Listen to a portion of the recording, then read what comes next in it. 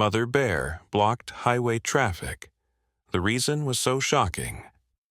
Let us know where you're watching from. If you love my content, consider supporting it with a super thanks. Also, don't forget to like and subscribe. It'll help us to remain in touch with amazing people like you. The morning sun filtered through the dense pine trees that lined Highway 16, casting dappled shadows across the asphalt. Rachel Collins gripped her steering wheel tightly, her eyes fixed on the road ahead. She was already running late for her shift at Pine Ridge Medical Center, and the winding mountain road demanded her full attention. The radio hummed softly in the background, something about expected thunderstorms later that afternoon. Rachel rounded a sharp curve and immediately slammed on her brakes. Her car skidded slightly before coming to a complete stop. Just 30 feet ahead stood an enormous brown bear, its massive body completely blocking both lanes of the highway. "Oh my God," Rachel whispered, her heart hammering against her chest. The bear was huge, at least 6 feet tall on all fours, with thick brown fur that gleamed in the morning light. But what struck Rachel most was the bear's posture. It wasn't running or moving. It just stood there, as if deliberately blocking the road, its dark eyes scanning the growing line of the vehicles. Behind Rachel, more cars began to pile up. Someone honked, the sound echoing through the forest. The bear didn't flinch. Instead, it let out a low, rumbling growl that seemed to vibrate through the air. Rachel reached for her phone with trembling hands and dialed 911. "Emergency services, what's your situation?" a calm voice answered. "There's a bear, a really big bear, blocking Highway 16 about 10 miles east of Pine Ridge Town," Rachel explained, trying to keep her voice steady. "It's just standing in the middle of the road, and it won't move." "I understand, ma'am. Is anyone injured?" "No, not yet, but there's a line of cars forming, and I'm worried someone might do something stupid." As if on cue, Rachel spotted a man stepping out of a pickup truck several cars behind her. He was waving his arms and shouting at the bear. "Sir, get back in your vehicle," Rachel shouted out her window. The man either didn't hear her or chose to ignore her. The bear's head swung toward the man, and it let out another growl, deeper this time. But still, it didn't charge or retreat. It just stood its ground, occasionally looking toward the thick brush at the side of the road. More people began to emerge from their vehicles, some taking pictures with their phones, others gesturing wildly at the animal. "The ranger station has been notified," the 911 operator informed Rachel. "They're sending someone immediately. Please stay in your vehicle and advise others to do the same." But Rachel couldn't just sit there. Something about the bear's behavior didn't make sense. Wild animals typically avoided highways and humans. This bear seemed almost desperate. Rachel lowered her window slightly and listened. At first, she heard nothing but the idle engines and frustrated murmurs of the growing crowd. Then, faintly, she caught a sound that made her blood run cold. A high-pitched whimpering coming from the roadside ditch just beyond where the bear stood. The bear's ears twitched at the sound, and it looked toward the ditch, letting out a soft, almost mournful sound. "There's something in the ditch," Rachel told the operator, realization dawning. I think it might be her cub." The operator's voice took on a new urgency. "Ma'am, please stay in your vehicle. Bears are extremely protective of their cubs. The situation could become dangerous very quickly." But Rachel couldn't tear her eyes away from the scene unfolding before her. The mother bear was now pacing back and forth across the highway, her eyes never leaving the ditch where the whimpering continued. The crowd of onlookers had grown, and Rachel could feel the tension in the air.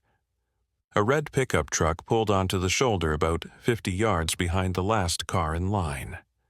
A man in a khaki uniform stepped out. A park ranger, Rachel realized with relief. He approached carefully, speaking into his radio as he assessed the situation. The whimpering from the ditch grew louder, more desperate. The mother bear's pacing became more agitated, and she let out a roar that sent several onlookers scrambling back to their vehicles. The ranger made his way through the crowd, gently but firmly, instructing people to return to their cars. When he reached Rachel's window, he bent down slightly. "I'm Ranger Mike Bennett," he said, his voice calm but authoritative. "How long has she been here?" "At least 15 minutes, Rachel replied. "I think her cub is in that ditch over there. I can hear it crying." Ranger Bennett nodded grimly. "I think you're right. This isn't the first time we've had issues around here." He glanced at the gathering storm clouds above. With this weather coming in, that ditch could flood quickly. If the cub is trapped down there— His words hung in the air between them, the implications clear. The cub could drown if they didn't act soon. "What can we do?"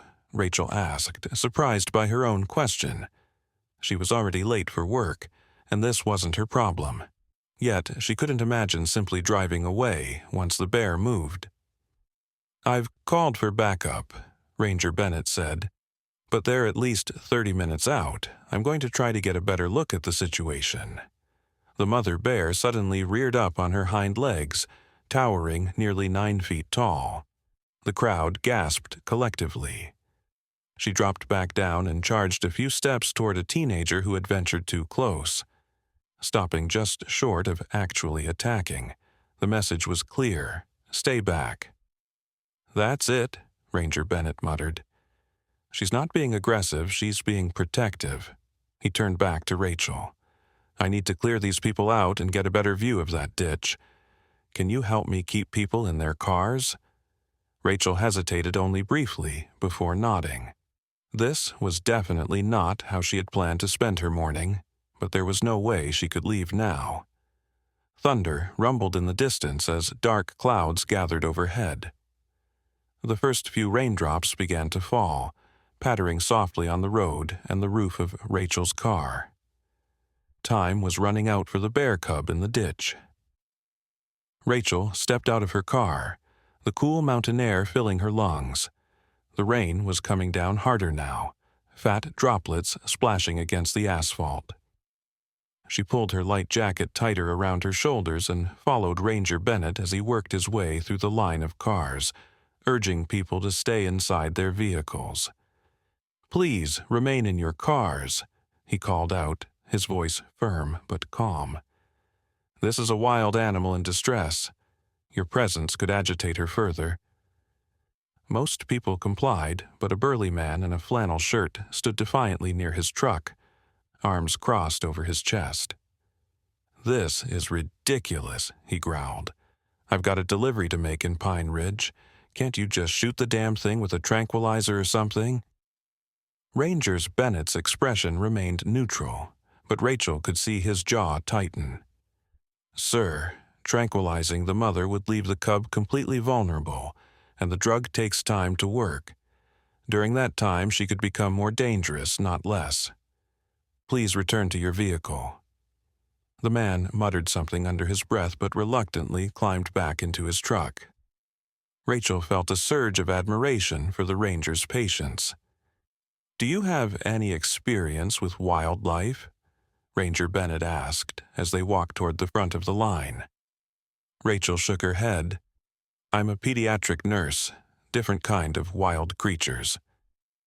Her attempt at humor fell flat as another crack of thunder boomed overhead. They reached the front of the line, keeping a respectful distance from the mother bear, who was now pawing at the ground near the ditch, her movements becoming increasingly frantic as the rain intensified. "The water level in that ditch is going to rise fast," Ranger Bennett said grimly. He pulled a pair of binoculars from his belt and peered toward the depression. "I can see movement down there. Definitely a cub. Looks like its leg is caught on something." As if to confirm his assessment, a pitiful cry rose from the ditch, louder than before. The mother bear's head swung toward the sound, and she let out a mournful groan that seemed to reverberate through Rachel's chest. "We can't wait for backup," Ranger Bennett decided, lowering the binoculars. "That ditch is already collecting water." Rachel looked down at the growing puddles on the road.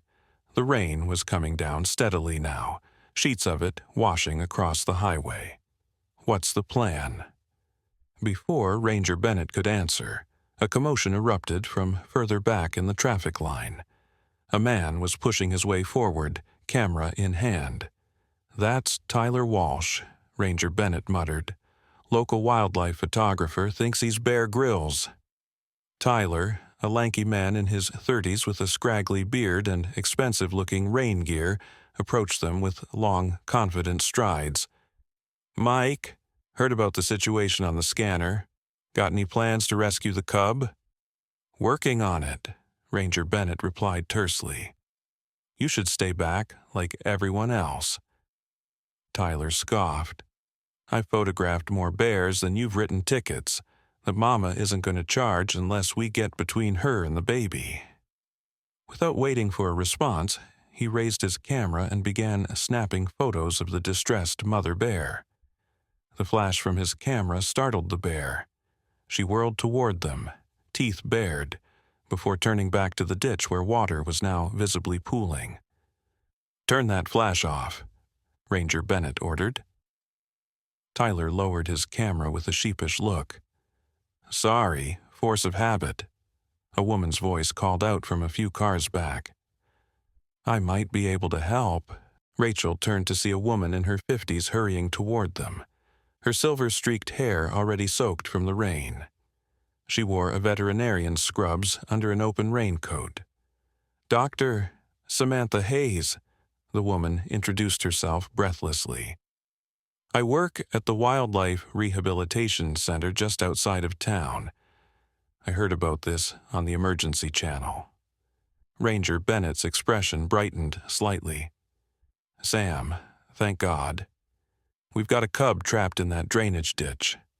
Mother won't leave, obviously. The water's rising fast." Dr. Hayes assessed the situation quickly, her experienced eyes moving from the agitated mother to the ditch and back. "I've got a tranquilizer kit in my car, but Mike's right, it's risky. The mother could become more aggressive before it takes effect, and then we'd have 2 bears to rescue from rising water." "So what do we do?" Rachel asked, rain now plastering her hair to her forehead. Dr. Hayes pulled a small flashlight from her pocket and shined it toward the ditch, trying to get a better look. "If we can distract the mother long enough for someone to grab the cub—" "That's suicide," Ranger Bennett interjected. "Not necessarily," Tyler chimed in. "Bears are fast but predictable when protecting their young. If we create a diversion on one side—" The conversation was interrupted by the sound of squealing tires. A mud-splattered Jeep swerved around the line of cars, using the narrow shoulder to bypass the traffic jam. Before anyone could react, it barreled past them and headed straight for the bear. "What the hell?" Ranger Bennett shouted. The mother bear reared up on her hind legs as the Jeep approached, letting out a thunderous roar. At the last moment, the vehicle swerved, missing the bear, but skidding on the wet pavement. It spun halfway around before coming to a stop just yards from the drainage ditch. The driver's door flew open, and a young man in his 20s leapt out, whooping with excitement. "Did you see that? I almost hit it." He was clearly intoxicated, weaving slightly as he stood. The mother bear dropped to all fours and charged. "Get back in your car!" Ranger Bennett bellowed, already running toward the unfolding disaster. But the drunk driver just stood there, frozen in shock, as 600 pounds of maternal fury barreled toward him. At the last possible second, Ranger Bennett tackled him, both men rolling across the wet asphalt just as the bear rushed past them, claws scraping the ground where they had been standing. The bear skidded to a stop, confused by their sudden movement, and turned to face them again. Ranger Bennett and the now terrified driver scrambled to their feet. The ranger pushed the young man toward his jeep. "Move! Now!" The driver didn't need to be told twice. He lunged for his vehicle, but in his panic and inebriated state he slipped on the wet pavement and fell hard, crying out in pain as his ankle twisted beneath him. The mother bear charged again. Rachel watched in horror, certain she was about to witness a tragedy. But just as the bear closed in, Tyler stepped forward and deployed a small canister with practiced precision. A cloud of pepper spray erupted between the men and the charging bear. The effect was immediate. The bear veered away, shaking her massive head and pawing at her face. She retreated several yards, snorting and growling in confusion and discomfort. "Get him out of here!" Tyler shouted, backing away slowly, the spray canister still raised. Ranger Bennett hoisted the moaning driver to his feet and half carried him back toward the line of vehicles, away from the agitated bear. "The cub!" Dr. Hayes suddenly cried out, pointing toward the ditch. "The water's rising too quickly." Rachel followed her gaze and felt her heart sink. The drainage ditch was rapidly filling with runoff from the mountain slopes above. The cub's cries had become more desperate, punctuated by splashing sounds. The mother bear, recovering from the pepper spray, heard her baby's distress and returned to the edge of the ditch. She paced frantically, occasionally reaching a massive paw down, trying to reach her cub but unable to navigate the steep, slippery sides of the ditch. "We've got maybe 5 minutes before that ditch fills completely," Dr. Hayes said urgently. "We need to act now." Rachel made a decision that surprised even herself. "I'm small and light. I could climb down there." 3 pairs of eyes turned to stare at her in disbelief. "Absolutely not," Ranger Bennett said firmly, rejoining them after depositing the drunk driver with another motorist. "You'll be trapped between a flooding ditch and an angry mother bear," Tyler added. "No offense, but that's the worst idea I've heard today, and I just watched a drunk guy try to play chicken with a grizzly." "She's not a grizzly," Dr. Hayes corrected automatically. "She's an American black bear, despite her brown coloration, and—" She hesitated, studying Rachel with newfound interest. "What's your medical training?" "I'm a pediatric nurse," Rachel replied. "Then you know how to stay calm in emergencies and handle vulnerable young patients," Dr. Hayes noted. "But still, it's extremely dangerous." Another plaintive cry from the cub rose above the sound of the rain, which was now coming down in sheets. The ditch was filling faster than anticipated. Water swirling around what they could now see was a small dark form, struggling against a tangle of debris. "We don't have time to argue," Rachel insisted. "That cub is going to drown." Ranger Bennett ran a hand through his rain-soaked hair, clearly torn. "Even if, and that's a big if, we could distract the mother long enough for you to reach the cub, how would you free it? We don't know what it's caught on." Rachel's mind raced. "I have trauma shears in my bag. They can cut through most materials." Dr. Hayes looked at her with grudging respect. "Mike, she's right about the timing. Your backup won't get here in time." "And I've got enough pepper spray left for one more good burst," Tyler added. "I can buy her maybe 30 seconds. Ranger Bennett looked from the rapidly filling ditch to the distressed mother bear and back to Rachel's determined face. "This goes against every protocol," he began. "Sometimes protocols don't save lives," Rachel said quietly. A moment of silence passed between them, broken only by the sound of rain and the increasingly feeble cries of the cub. "All right," Ranger Bennett finally conceded, "but we do this my way." While Rachel retrieved her medical bag from her car, Ranger Bennett quickly outlined a plan. Tyler would create a diversion with his remaining pepper spray, drawing the mother bear away from the ditch. Dr. Hayes would use a survival blanket from her emergency kit to create another distraction if needed. Ranger Bennett would help Rachel into the ditch and be ready to pull her out quickly. If at any point I tell you to abort, you climb out immediately. No questions, no hesitation, the ranger instructed Rachel firmly. Are we clear? Rachel nodded, her heart pounding so hard she could feel it in her throat. She was terrified but also strangely calm. This was no different from rushing a child into emergency surgery, she told herself. Focus on the patient, not the fear. Thunder crashed directly overhead as they moved into position. The mother bear was still pacing along the edge of the ditch, occasionally letting out mournful calls to her cub, whose responses were growing weaker. On my mark, Ranger Bennett said, his voice steady despite the tension. 3, 2, 1, now. Tyler stepped forward, waving his arms and shouting. When the mother bear turned toward him, startled and angry, he deployed the pepper spray in a wide arc. The bear recoiled, shaking her head violently. Go! Ranger Bennett urged, gripping Rachel's arm and guiding her quickly toward the ditch. Rachel slid down the steep embankment, losing her footing on the slick mud and landing hard at the bottom. Cold water immediately soaked through her jeans, already reaching her knees and rising fast. The current was surprisingly strong, tugging at her legs as she fought to stay upright.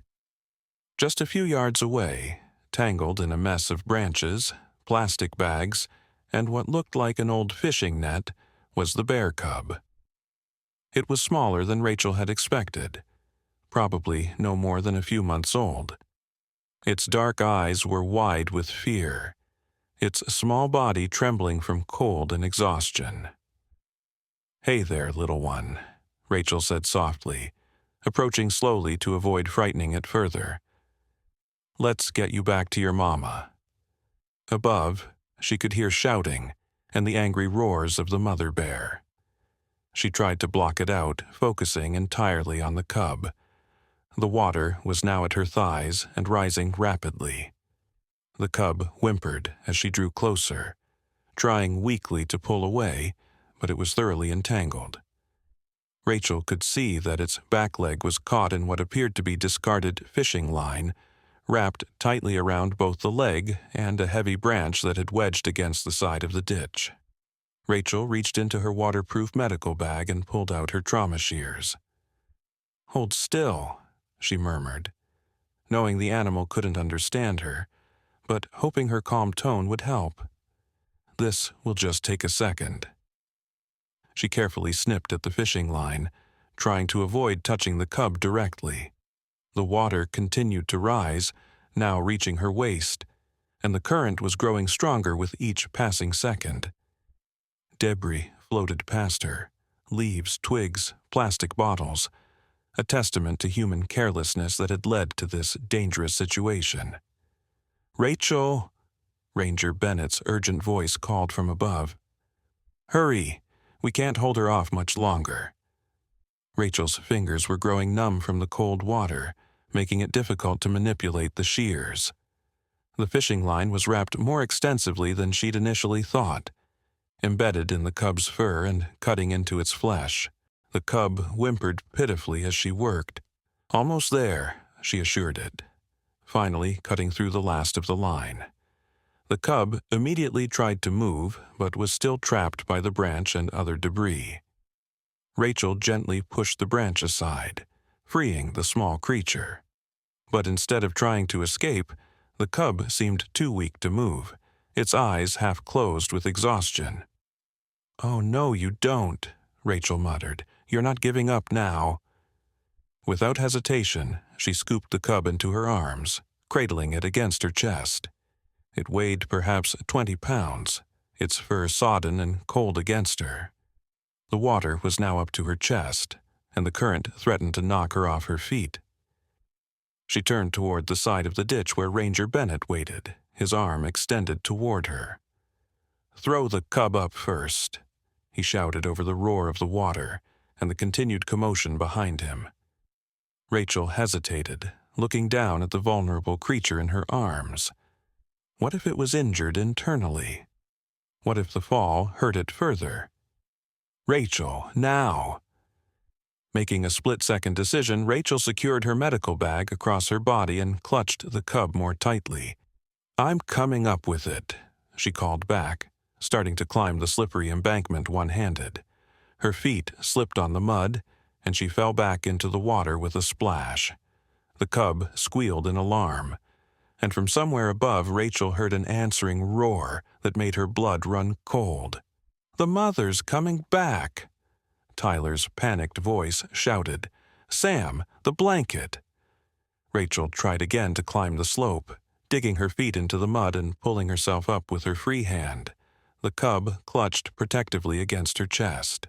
The water surged behind her, pushing her forward but also threatening to drag her back down if she lost her grip. Ranger Bennett lay flat on his stomach at the edge of the ditch, stretching his arm as far as he could. "Just a little more," he encouraged. "You're almost there."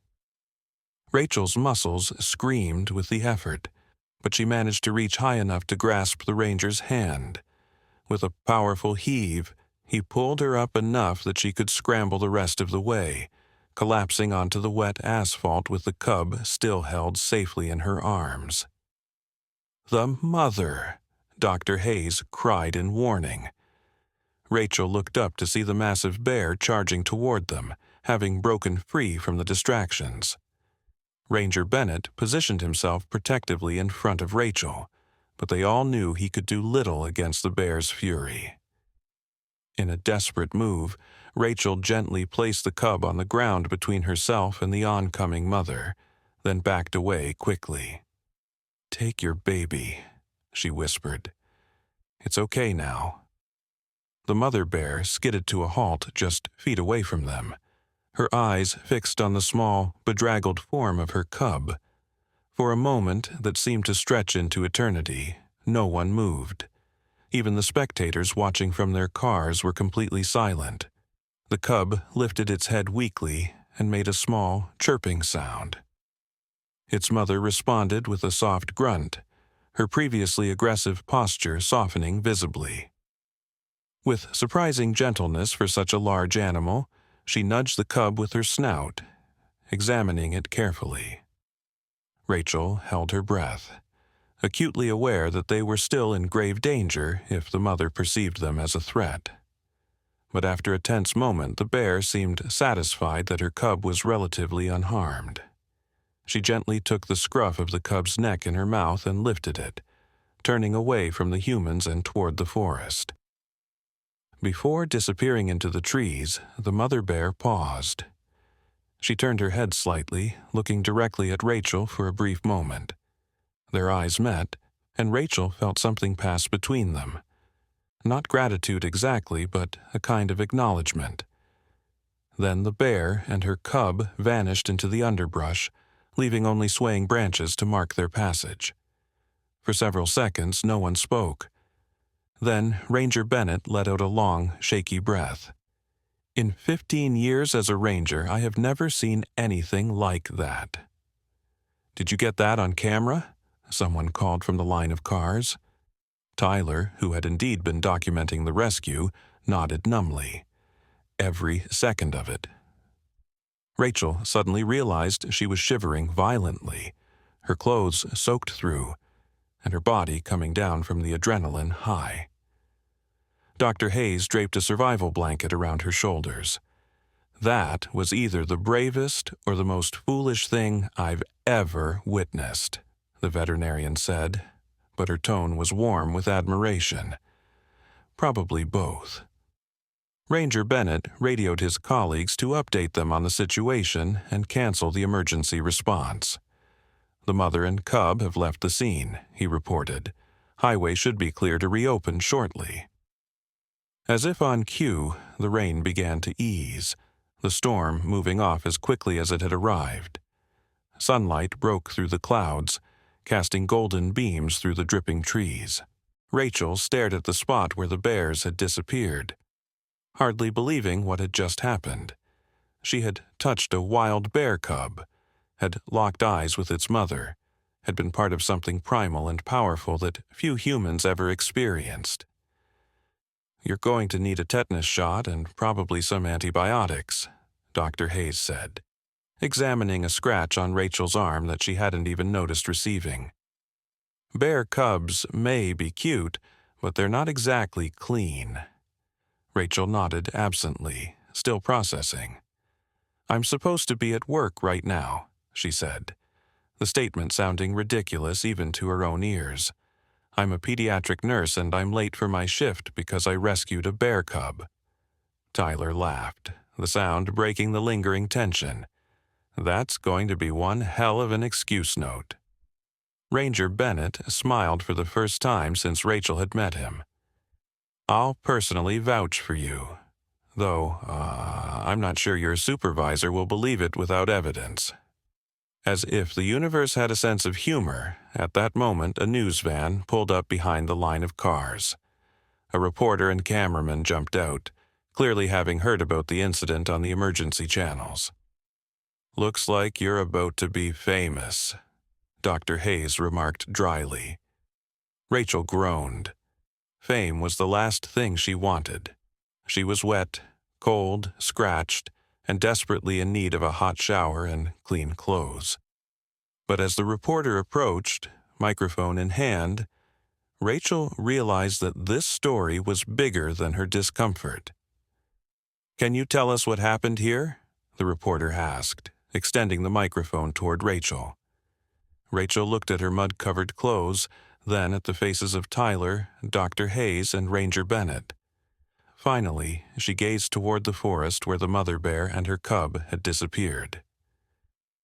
"It's a story about mothers," she said simply, "and how far they'll go to protect their children." As the traffic slowly began to move again, and the reporter continued asking questions, Rachel couldn't help but feel that something had fundamentally changed in her perception of the world. The boundary between human and animal, between civilization and wilderness, seemed suddenly less defined, more permeable than she had ever realized. Thunder rumbled again in the distance, but this time moving away from them. The storm had passed, leaving behind a world washed clean and somehow new. The next morning, Rachel awoke to the insistent buzzing of her phone. She'd finally made it to work yesterday, 3 hours late, and with a story so incredible that her supervisor had initially thought she was making it up. Only when a fellow nurse had shown her the emerging news coverage on social media did Dr. Marcus believe her.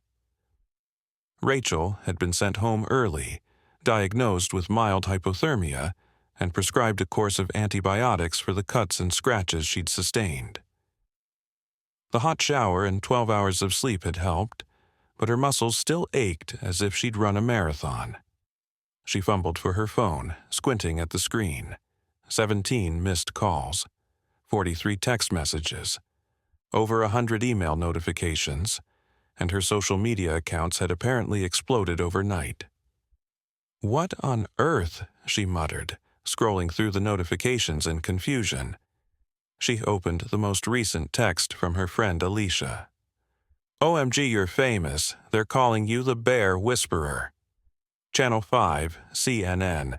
Everyone's running the story." Attached was a link to a news article. Rachel clicked it with a growing sense of dread. The headline screamed, "Brave nurse risks life to save bear cub as mother watches." Below was a photo of Rachel, soaked to the bone, clutching the bear cub to her chest as she emerged from the flooded ditch. The image had been captured perfectly. Her determined expression, the vulnerable cub, and in the background, the massive form of the mother bear charging toward them. "Oh no," Rachel groaned, falling back against her pillows. Her phone rang again. This time, she recognized the number, Ranger Bennett. "Hello?" she answered cautiously. "Rachel? Mike Bennett here. Have you seen the news?" "I'm looking at it right now," she replied. "How did this happen?" "Tyler's photos," Mike explained. He sold them to the Associated Press last night. By midnight, they were everywhere. I tried to call you, but I was unconscious, Rachel said flatly. Sleeping. Whatever. Well, I think you should know that the Forest Service wants to talk to you, and the Department of Wildlife Conservation, and about a dozen news outlets. Rachel closed her eyes. I just did what anyone would do. Mike chuckled. That's the thing, Rachel. Most people wouldn't have done what you did, not in a million years. Before she could respond, a text message popped up on her screen. It was from an unknown number, but the preview made her heart skip. Ms. Collins, this is Gerard Sullivan from National Geographic. We'd like to discuss... Mike, I'm going to have to call you back, she said faintly. The next few hours passed in a blur as Rachel tried to manage the sudden onslaught of attention. She declined most interview requests, agreed tentatively to speak with the Forest Service, and stared in disbelief at the offer from National Geographic to feature her story in an upcoming issue focused on human-wildlife interactions. By noon, she needed to escape. She threw on jeans and a sweater, grabbed her car keys, and headed out, intending to drive somewhere, anywhere, away from her buzzing phone. As she backed out of her driveway, she noticed a black SUV parked across the street. The driver was watching her house intently, and when he saw her, he started his engine. A reporter, she guessed, or a photographer hoping for an exclusive. Rachel made a split-second decision, turning sharply in the opposite direction and taking a series of quick turns through her neighborhood until she was confident she'd lost her tail. Only then did she head toward her actual destination, the ranger station where Mike Bennett worked. The Pine Ridge Ranger Station was a modest log building set back from the main road, surrounded by tall pines. Rachel parked next to Mike's official vehicle and took a deep breath. She wasn't entirely sure why she'd come here, but somehow it felt right. She found Mike in his office, poring over a map spread across his desk. He looked up in surprise when she appeared in his doorway. "Rachel, I wasn't expecting you." "I wasn't expecting to come," she admitted. "But reporters found my house and I needed somewhere to go." Mike nodded sympathetically. "Come in. Coffee?" "God, yes." He poured her a cup from a pot that looked like it had been brewing since dawn, but Rachel was too tired to care. The bitter liquid helped clear the fog from her brain. "How are you holding up?" Mike asked, studying her face. "Honestly, I don't know. Yesterday I was just a nurse who happened to be in the right place at the right time. Today, I'm the bear whisperer with National Geographic calling me." Mike smiled. "Fame has its downsides, but what you did was extraordinary. People respond to that." Rachel sipped her coffee, trying to organize her thoughts. "I keep thinking about that mother bear. The way she looked at me before she left, like there was, I don't know, understanding between us." "I've been a ranger for 15 years, Mike said quietly. "Encountered plenty of bears. Never seen anything like that moment. Usually a mother with a cub would have attacked without hesitation." "Why didn't she?" Mike shrugged. "Who knows? Maybe she recognized you were helping, not hurting. Maybe she was just too focused on getting her cub to safety." Before Rachel could respond, the office door burst open, and Dr. Samantha Hayes strode in, her silver-streaked hair pulled back in a hasty ponytail. "There you are," she exclaimed, seeing Rachel. "I thought I might find you here." "Sam, what's going on?" Mike asked, rising from his chair. Dr. Hayes's expression was grave. "We've got a problem. Those photos Tyler took? They're incredible, dramatic, and they've sparked a controversy." "What kind of controversy?" Rachel asked, her stomach sinking. "The kind that brings out the extremes on both sides," Sam explained. "Animal rights activists are lauding you as a hero, and using the story to push for more protection of wildlife habitats. Hunters and some locals are saying the bear should have been shot on sight for being so close to humans, claiming it's a public safety risk. "That's ridiculous," Mike protested. "The bear was only on the highway because her cub was trapped." "Yes, but now people are taking sides," Sam continued. "The Forest Service is getting calls demanding the bears be tracked and relocated. Others want the area declared a protected zone."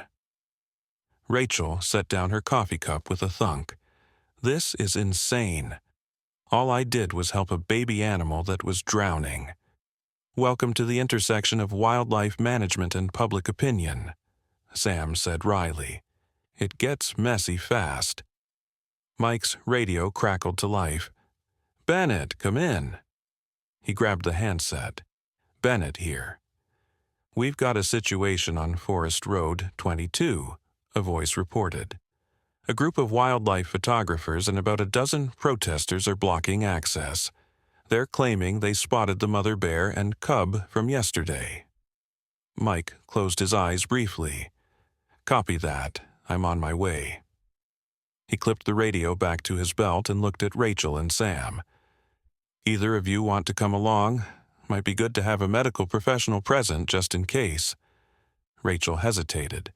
The last thing she wanted was more publicity, but she also felt oddly responsible for the situation. "I'll come," she decided. "Me too," Sam added. "If they've actually spotted the bears, I want to make sure nobody does anything stupid." 20 minutes later, Mike's Forest Service truck bumped along the rutted dirt road that wound through the dense pine forest. Rachel sat in the passenger seat, Sam behind her, all of them silent as they contemplated what they might find ahead. They rounded a bend, and Mike braked sharply. Just as reported, the narrow forest road was blocked by a cluster of vehicles. People with cameras with enormous telephoto lenses stood alongside others, holding hastily made signs with slogans like "Protect Mama Bear" and "Wildlife Corridors Now." "Stay in the truck until I assess the situation," Mike instructed, shifting into his professional ranger mode. As he approached the crowd, Rachel watched through the windshield. Most of the people seemed peaceful enough. Typical wildlife enthusiasts and local environmental activists, but there was an edge of excitement in the air that made her nervous. "I don't like this," Sam murmured from the back seat. "Bears that become attractions often end up dead." Rachel turned to look at her. "What do you mean?" "People habituate them," Sam explained.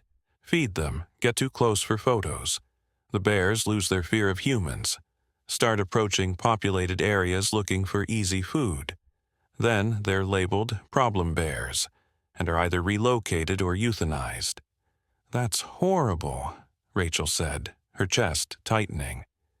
"It's the reality of wildlife management in areas with human activity," Sam replied. "That's why I'm worried about all this attention." Through the windshield, they could see Mike speaking with a man who appeared to be the leader of the photographers. The conversation seemed tense, with the man gesturing emphatically toward the forest, and Mike shaking his head. "I'm going out there," Rachel decided suddenly. "Rachel, wait," Sam began, but Rachel was already opening the truck door. As she approached, she could hear the photographer arguing with Mike. "It's just a photo safari," the man was saying. "We have every right to be on public land." "Not when you're creating a disturbance that could endanger both the wildlife and yourselves," Mike countered. "A mother bear with a cub is not a tourist attraction." "But the bear whisperer is here," someone in the crowd called out, spotting Rachel. "She communed with them once before." All heads turned in her direction, and cameras immediately began clicking. Rachel felt her face flush with embarrassment and anger. "Stop!" she called out, louder than she'd intended. "Just stop." Surprisingly, the crowd fell silent, perhaps shocked by the intensity in her voice. "I am not a bear whisperer," Rachel continued, moving to stand beside Mike. "I'm a nurse who happened to be in the right place at the right time to help an animal in distress. What happened yesterday was dangerous. For me, for the bears, for everyone involved. It's not something that should be celebrated or recreated." She looked around at the crowd, making eye contact with as many as she could. Those bears need to be left alone. They've been through enough trauma. If you really care about them, you'll give them space to recover and live their lives in peace. For a moment, no one spoke. Then the lead photographer lowered his camera. "But we saw them," he said, his voice quieter now. "About half a mile up the ridge, the cub was limping." Rachel felt a pang of concern. "Limping? How badly?" "Enough that we could tell," the man replied. But the mother seemed to be watching over it carefully. Mike stepped forward. "That's valuable information, and I appreciate you sharing it. But now I need all of you to pack up and leave this area.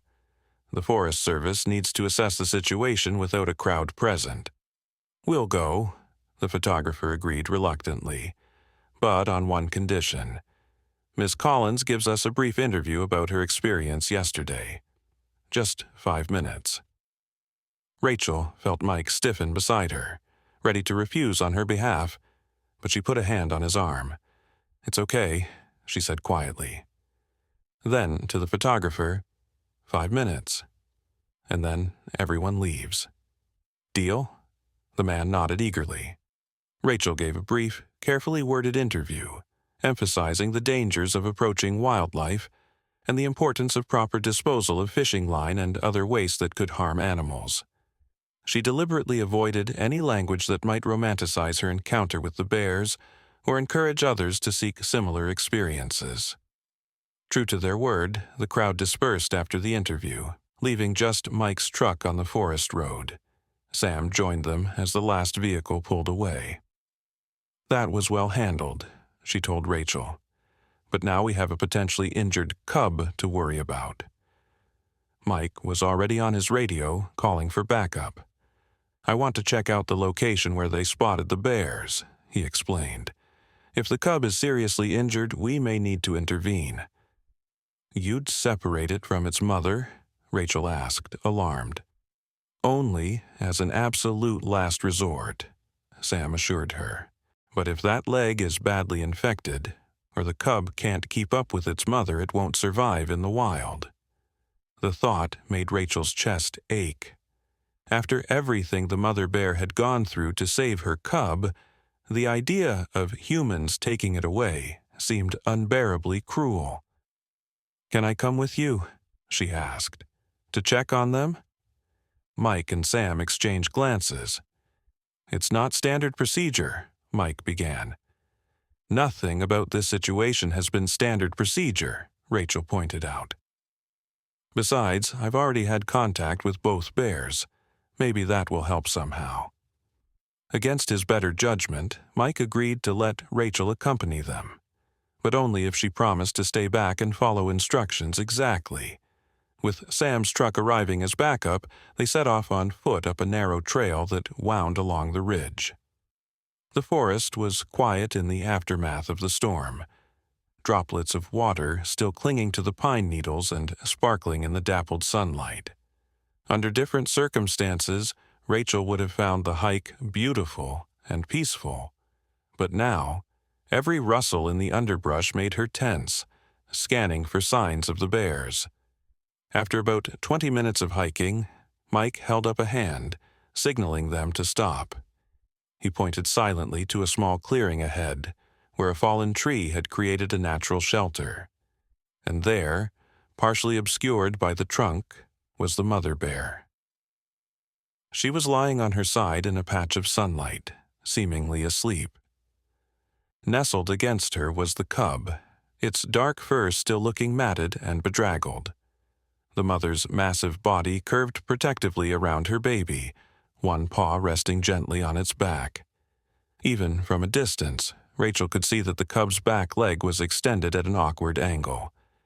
It didn't look like a natural position for sleeping. Sam carefully raised her binoculars.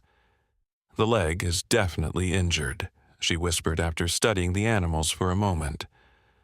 "Hard to tell exactly what's wrong from here, but it's swollen. The cuts from the fishing line might be infected." "What options do we have?" Mike asked quietly. "Wait and watch for now," Sam replied. "See if the cub improves on its own. Bears are incredibly resilient, but if it gets worse—" She trailed off, leaving the difficult possibilities unspoken. As they observed in silence, the cub stirred, lifting its head and sniffing the air. The mother immediately awoke, alert and watchful. She too tested the air, her head swinging in their direction. "She's caught our scent," Mike whispered. "Back away slowly." They began to retreat, taking careful steps backward along the trail. But before they could get far, the mother bear rose to her feet, standing tall and staring directly at them. The cub struggled to its feet as well, clearly favoring its injured leg. Rachel's heart pounded. They were too exposed, too vulnerable if the bear decided to charge. But the mother made no aggressive move. Instead, to everyone's astonishment, she nudged her cub gently forward. "What's she doing?" Rachel breathed. "I have no idea," Mike replied, his voice tense. "Be ready to climb a tree if she charges." But the mother bear simply continued to nudge her cub, guiding it a few faltering steps forward before stopping again. The cub whimpered, its injured leg barely touching the ground. A wild thought occurred to Rachel. "She's showing us," she whispered. "She's showing us that her cub is hurt." "That's not possible," Mike began. "Bears don't—" "Look," Sam interrupted, pointing. The mother bear had taken another few steps forward, still guiding her limping cub. Then she stopped and looked directly at them again, as if waiting. "This is unprecedented," Sam murmured. "It's almost like she's asking for help," Rachel finished. "Like she remembers that I helped before." Mike shook his head in disbelief. "That goes against everything we know about wild bear behavior." "And yet," Sam said, gesturing toward the scene before them, "here we are." The cub stumbled, letting out a cry of pain. Its mother immediately nuzzled it, supporting its weight against her larger body. The sight broke Rachel's heart. "We have to help them," she decided. "Sam, you're a wildlife vet. Can you treat the cub here?" Sam bit her lip, considering. "Possibly, with a light sedative and the right antibiotics, but it would mean getting close to both bears, which is incredibly dangerous. The mother seems to want our help," Rachel argued. "If she didn't, she'd have taken the cub deeper into the forest, away from humans." "Or she could be luring us closer to attack," Mike countered. "Bears are smart predators." "She's not hunting us," Rachel insisted. "I know it sounds crazy, but I think she recognized me. I think she trusts me, at least a little."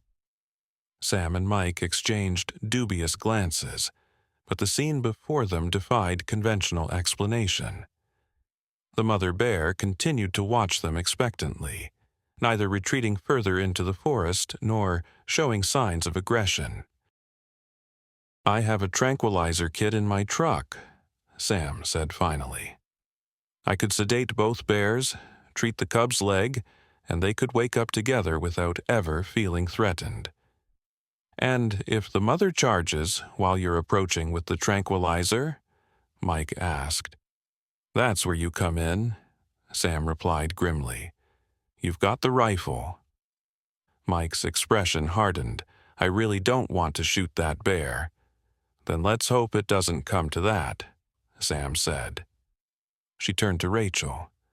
"This isn't standard procedure either, but would you be willing to come with me? The mother has seen you before, associated you with helping her cub." Rachel's mouth went dry.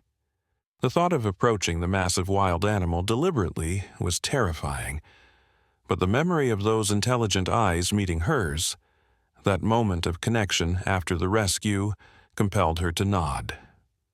"I'll do it," she said. "But I have a condition: no rifles. If she charges, we run or climb. We don't hurt her." "Rachel, that's—" Mike began to protest. "It's how it has to be."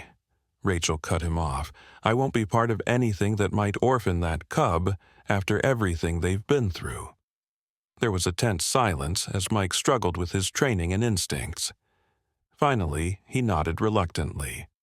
"Fine, but we do this carefully, and we have escape routes planned."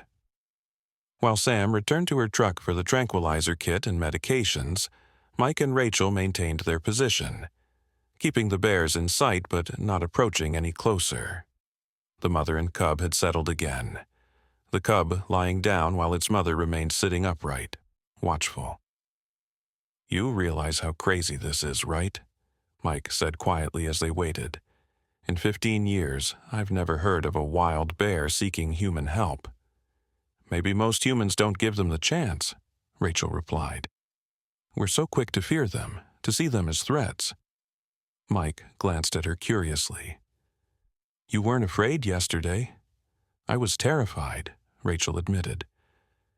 "But it wasn't my first priority. The drowning cub was." They fell silent again, watching as the mother bear occasionally nuzzled her cub or scanned their surroundings. Despite the inherent danger of the situation, Rachel found herself fascinated by the tenderness in the massive animal's actions, the gentle way she checked on her baby. Sam returned with a small backpack containing her equipment. "I've got a mild sedative that will work on both of them," she explained. "The mother will need a larger dose, obviously.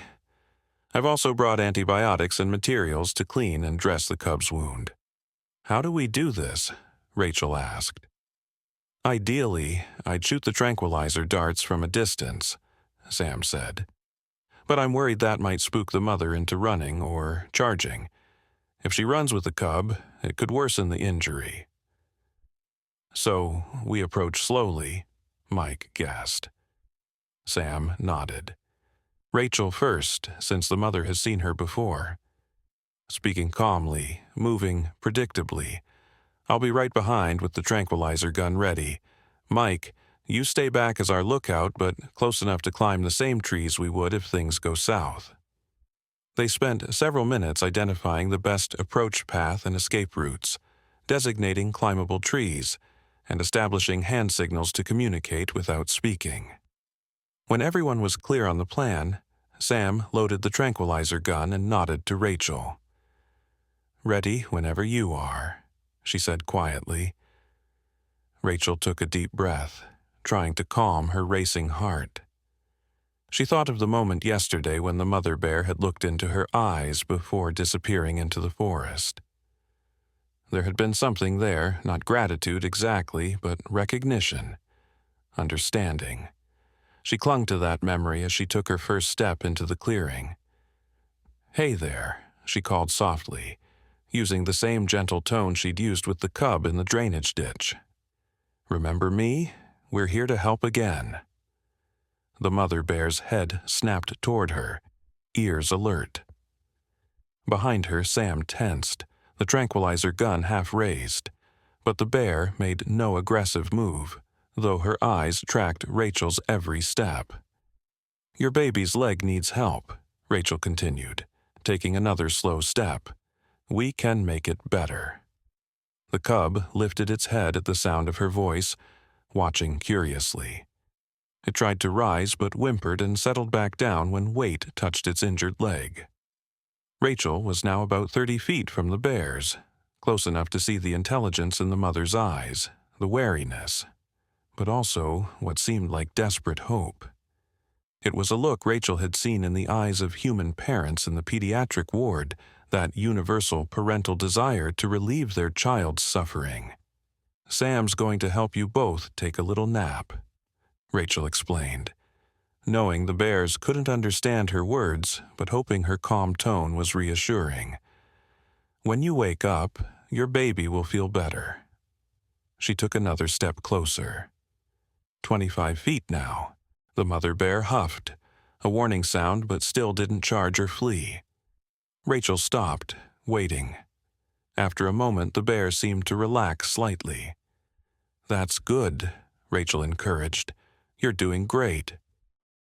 Sam moved up beside her now, the tranquilizer gun held ready, but low. "Just a few more steps," she whispered. "I need to be close enough for an accurate shot, especially for the cub. I don't want to risk overdosing it." They advanced together, stopping whenever the mother showed signs of anxiety. It was a painstaking process, but gradually they closed the distance to about 15 feet, as close as Sam dared to approach. "I'll take the mother first," Sam breathed, raising the gun. "Be ready to move fast if she charges before the sedative takes effect." Rachel nodded, her muscles tense and ready to run, but a part of her remained strangely calm, convinced that the mother bear would understand their intentions. Sam fired. The dart struck the mother bear in the shoulder. She roared in surprise and pain, rising to her full height.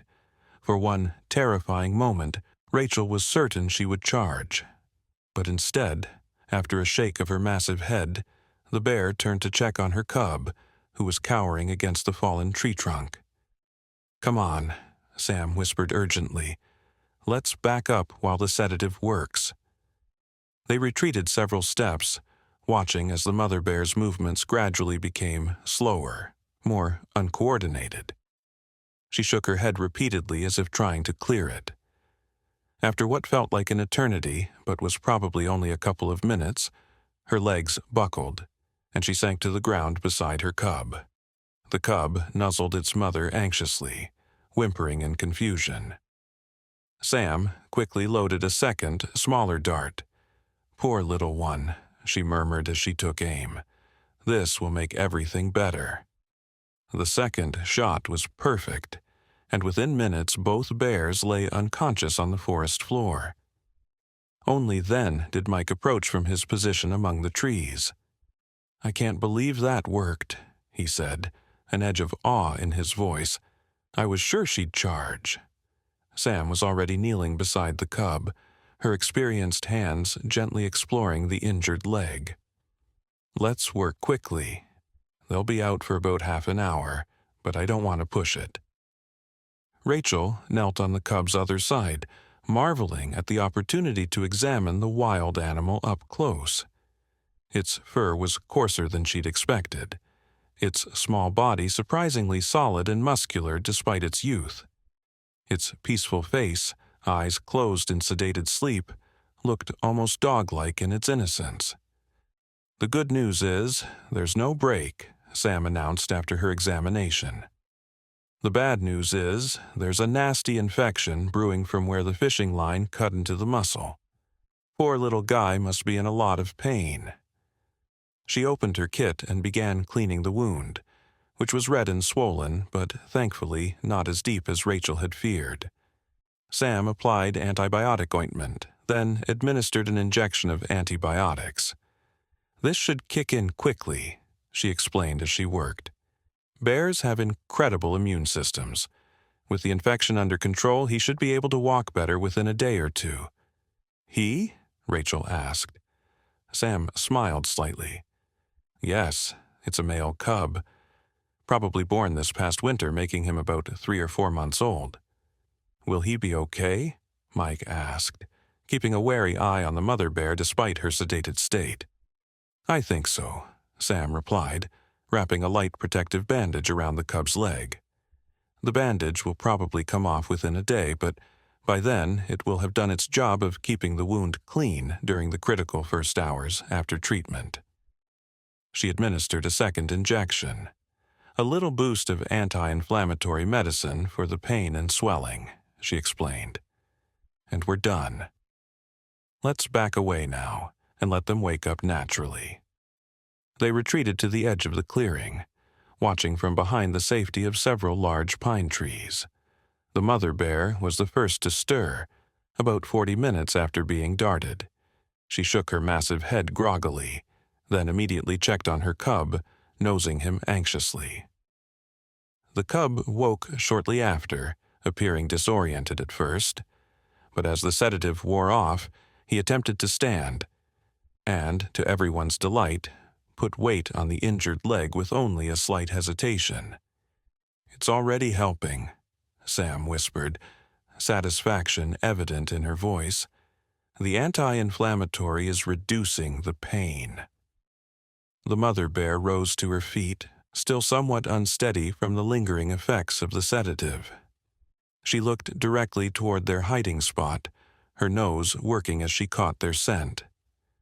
Rachel held her breath, waiting for a charge or a retreat. Instead, the bear did something that none of them expected. She dipped her head slightly, almost like a nod, before turning and guiding her cub gently away from the clearing, heading deeper into the forest. They watched in silence until the bears disappeared among the trees. Only then did Rachel release the breath she'd been holding. "Did that just happen?" Mike asked, his voice tinged with disbelief. "Did a wild bear just thank us?" "I wouldn't go that far," Sam cautioned, always the scientist.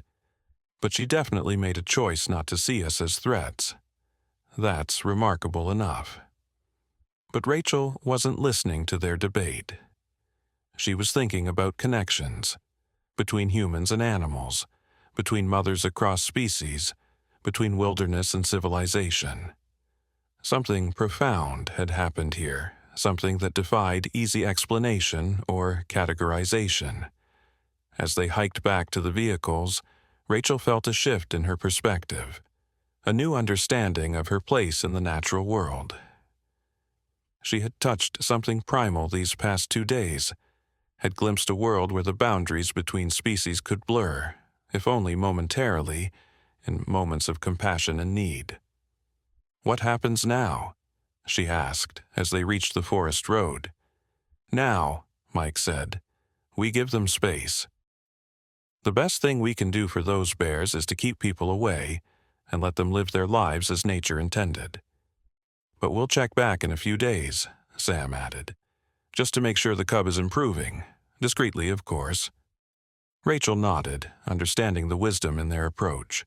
But a part of her already missed the connection she'd felt with the bears, that rare bridge across the divide between human and wild. "You've had quite an adventure for someone who was just trying to get to work yesterday morning," Mike remarked as they reached the vehicles. Rachel laughed, the sound surprising her with its lightness. "I guess I did."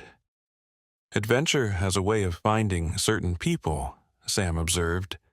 "People with the heart to rise to the occasion." As Rachel climbed into Mike's truck for the drive back to town, she glanced once more at the forest, its depths mysterious and inviting. Somewhere in there, a mother and her cub were continuing their journey together, their lives intersecting briefly but meaningfully with the human world before returning to the wilderness where they belonged. And perhaps that was the most beautiful part of the whole extraordinary experience, not the rescue itself, but the fact that it had ended with the bears free, wild, healing, and home. 3 weeks later, Rachel stood at the edge of the same clearing where they had treated the injured cub. This time, she was alone. Mike and Sam were attending a wildlife management conference in Denver, and she'd promised only to observe from a distance, not to approach any bears she might see.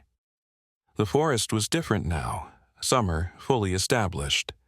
Wildflowers dotted the undergrowth, butterflies danced in patches of sunlight, and birdsong filled the warm air. Rachel had been coming here every few days, drawn by a connection she couldn't quite explain or resist. Sometimes she thought she caught glimpses of the bears, a dark shape moving through distant trees, the sound of branches cracking under heavy weight, but they had remained elusive, as wild creatures should. Today, though, something felt different. Rachel had brought her lunch, a sandwich and an apple, and sat on a fallen log at the edge of the clearing. As she ate quietly, she became aware of a prickling sensation on the back of her neck, the feeling of being watched. Slowly, Carefully, she turned her head toward the sensation. There, partially obscured by a tangle of berry bushes about 50 yards away, stood the mother bear, and beside her, moving with barely a hint of a limp, was her cub. Rachel's breath caught in her throat. The bears were watching her calmly, making no move to either approach or flee. The cub looked healthy, its fur glossy in the dappled sunlight, its injured leg clearly healed. For a long moment they simply regarded each other across the clearing, human and bears, observer and observed, separate yet connected by shared experience. Then the mother bear made a soft huffing sound and turned away, nudging her cub gently before her. Together they moved deeper into the forest, disappearing among the shadows and light of their wilderness home. Rachel sat perfectly still, tears welling in her eyes. She had received a rare gift, confirmation that their intervention had succeeded, that life continued, wild and free and beautiful. And she had been changed by it, in ways she was only beginning to understand. Her perspective had shifted, her connection to the natural world deepened. The boundary between human and wild, between us and them, had blurred, revealing a more complex and interconnected reality than she had previously imagined. Rachel finished her lunch in silence, listening to the whispers of the forest. Then she stood, brushed off her jeans, and began the hike back to civilization, carrying with her the memory of wild eyes meeting hers in mutual recognition, a moment of connection across the ancient divide. She didn't know if she would ever see the bears again. Perhaps it was better if she didn't, if they remained safely distant from the human world with all its complications and dangers. But she would carry them with her always. A reminder of the day a mother bear blocked highway traffic for the most important reason in the world, love for her child, and in doing so had changed a human heart forever. 1 year later, Rachel stood on the small stage at Pine Ridge Community Center, her hands trembling slightly as she adjusted the microphone. The room was packed. Rangers, wildlife biologists, local officials, and ordinary citizens who had come to hear her speak. Behind her, a large screen displayed the now famous photograph of her emerging from the flooded ditch, cradling the bear cub in her arms. But beside it was a new image, one taken just last week by a discreet wildlife camera that Mike Bennett had installed in the forest. It showed the mother bear and her cub, now nearly grown, healthy and wild in their natural habitat. "I never set out to be an advocate for wildlife," Rachel began, her voice growing stronger as she spoke. "I was just a nurse on my way to work, stuck in traffic because a mother bear wouldn't move." Gentle laughter rippled through the audience. "What happened that day changed me in ways I'm still discovering," she continued. "But what I want to share with you today isn't just a story about a dramatic rescue. It's about what comes after the headlines fade and the cameras leave. It's about the real work of coexistence." Rachel clicked to the next slide.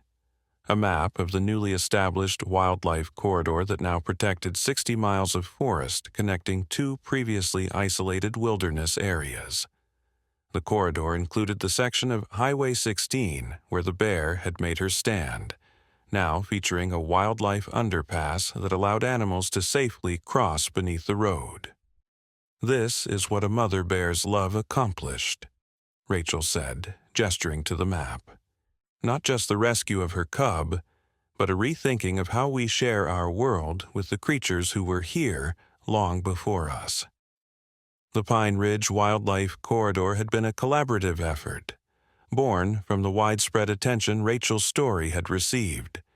The National Geographic article had sparked interest from conservation organizations, and local officials had recognized the potential economic benefits of embracing the region's wildlife heritage. Even the grumpy truck driver from that rainy day had ended up donating to the project. "I've spent this past year learning from experts like Ranger Bennett and Dr. Hayes," Rachel continued, nodding toward her friend sitting in the front row. I've learned that true compassion for wildlife sometimes means keeping our distance. That helping doesn't always mean interfering. That the best thing we can do for these magnificent creatures is to ensure they have the space and resources to live as nature intended. She paused, gathering her thoughts. At the hospital where I work, we've started a new program teaching children about wilderness safety and conservation. We call it the Mother Bear Project. Rachel smiled. It turns out that pediatric nursing and wildlife conservation have something important in common. They're both about protecting the vulnerable and ensuring the next generation can thrive. Rachel clicked to her final slide, a simple image of a forest path stretching into sunlit woods. I still visit the forest regularly, she admitted. Not looking for bears, but for the feeling I found there. The understanding that we're all connected, that the boundaries we create between species are more permeable than we imagine. That love, whether human or animal, follows the same fierce instinct to protect what matters most. She took a deep breath, looking out at the faces watching her intently. The mother bear who stopped traffic that day taught me the most important lesson of my life. She showed me that sometimes you have to stand your ground for what you love, even when the odds seem impossible. You have to believe that someone will stop, someone will see, someone will understand. Rachel's voice softened. I was lucky enough to be that someone for her, and she was that someone for me. A wild creature who briefly bridged the gap between our worlds and in doing so helped me find my purpose. After the applause died down and the audience began to disperse, Rachel stood by the window, looking out toward the distant forest visible on the ridge above town. Mike joined her, following her gaze. They were spotted again yesterday, he said quietly, about 5 miles north of the corridor entrance. The cub, though I guess we can't really call him that anymore, is thriving. There's talk he might establish his own territory soon. Rachel smiled. That's as it should be, wild and free. Mike studied her face for a moment. You know, when I first met you, you were just trying to get to work. And now I'm living my work, Rachel replied, in ways I never imagined.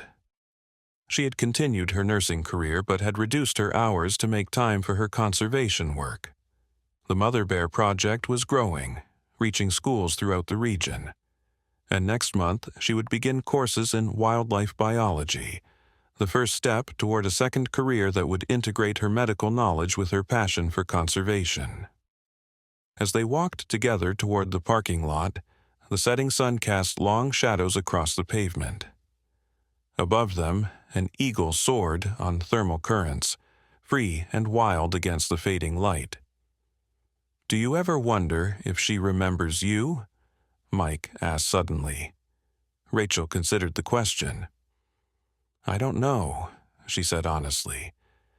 But I think there was a moment, when our eyes met after the rescue, and again in the clearing when we treated her cub, when we recognized something in each other. Not as human and bear, but as mothers, protectors. She smiled at Mike's confused expression. Not that I'm a mother in the literal sense, but that instinct to protect, to heal, to fight for what's vulnerable, it crosses species. They reached her car, and Rachel paused, her hand on the door handle. The evening light caught the silver pendant she now wore around her neck, a small, stylized bear, a gift from her colleagues at the hospital. In all the chaos that day, she said softly, there was this perfect moment of clarity. The mother bear had what she wanted most in the world back in her care, and all the noise and confusion fell away. It was pure, essential love.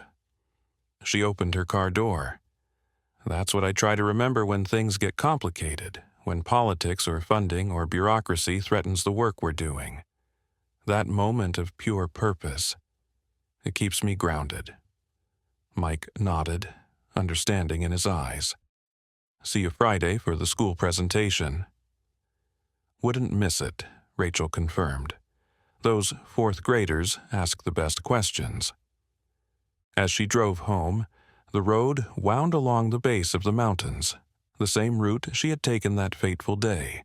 So much had changed, yet the mountains stood as they always had, indifferent to human timelines and transformations. Rachel rolled down her window, letting the cool evening air fill the car. Somewhere in those forests, a mother bear and her growing cub were living their wild lives, unaware of the changes they had inspired in the human world. Unaware that a single act of maternal determination had sparked a movement, had awakened a community to its responsibility toward the wilderness that surrounded it. And perhaps that was the most beautiful part of the story, that it had never been about recognition or gratitude between species. It had been about recognition of what we share, the impulse to protect what we love, the courage to stand against impossible odds, and the hope that when we cry out in our darkest moment, someone will understand and reach out a helping hand. As Rachel turned onto the road that led to her cabin, purchased 6 months ago to be closer to the forest she now helped protect, she felt a sense of peace settle over her. The story of the mother bear would be told for generations in Pine Ridge, inspiring conservation efforts and fostering respect for the wild creatures who shared their home. But the deeper story, the one about connection and purpose and finding your path in the most unexpected places, that story lived in Rachel's heart. A private reminder that sometimes the most profound changes begin with simply stopping to help when others pass by. In the gathering dusk, a shadow moved at the edge of her property, a deer and her fawn, pausing briefly before disappearing into the trees. Rachel smiled. This was her life now, lived at the boundary between wilderness and civilization, working to ensure that both could thrive. All because a mother bear had blocked traffic on a rainy day, for the most important reason in the world.